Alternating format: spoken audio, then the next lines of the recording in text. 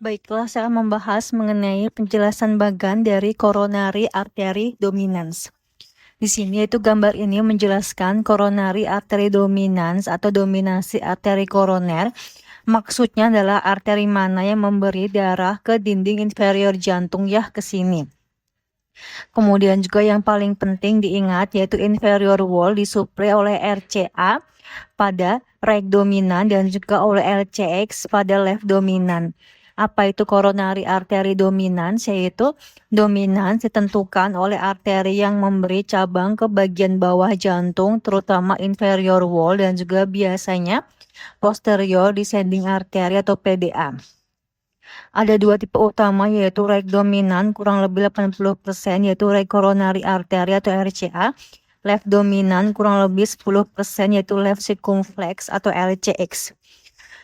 Kemudian juga dua adalah right dominant circulation yaitu ini paling sering sekitar 85% orang pada right dominan yaitu RCA atau right coronary artery memberikan darah ke right ventricle atau RV di sini.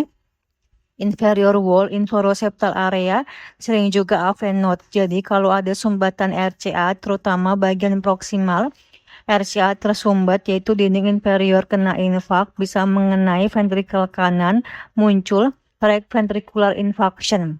Tandanya bisa hipotensi, JVP meningkat, paru bersih, CVP naik, PCWP turun, cardiac output turun.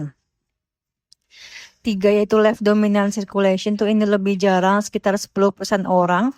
Pada left dominan LCX atau left circumflex artery memberi darah ke inferior wall, inferolateral wall, sebagian area posterior atau inferior jantung. Jadi kalau pasien left dominan yaitu infak inferior bisa berasal dari sumbatan LCX bukan RCA. Nah, LAD selalu penting yaitu LAD sama dengan left anterior descending artery. LAD memberi darah ke bagian anterior wall, kemudian juga di sini ya anteroseptal wall dan juga sebagian otot besar otot ventricle kiri. Catatan pentingnya dari gambar yaitu LAD mensuplai sekitar 50% myocardium ventricle kiri. Makanya sumbatan LAD sering disebut serius karena area yang terkena luas.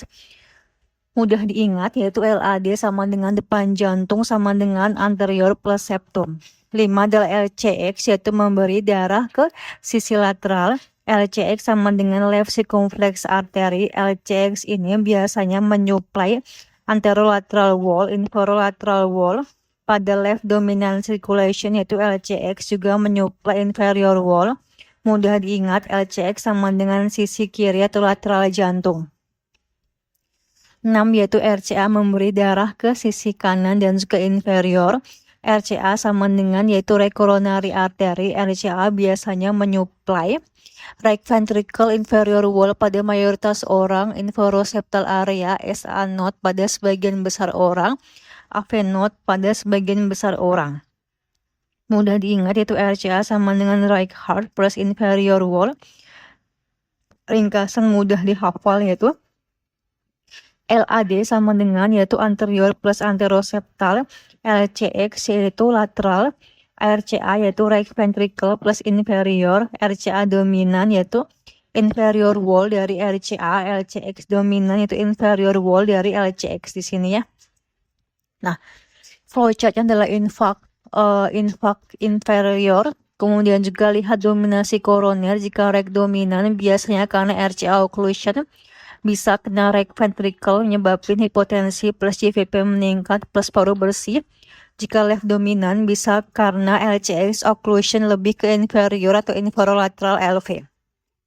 Nah, kaitkan dengan soal sebelumnya pada soal ST elevasi lead 23 VF yaitu inferior wall MI, occlusion proximal LCA, hipotensi JVP meningkat, paru bersih.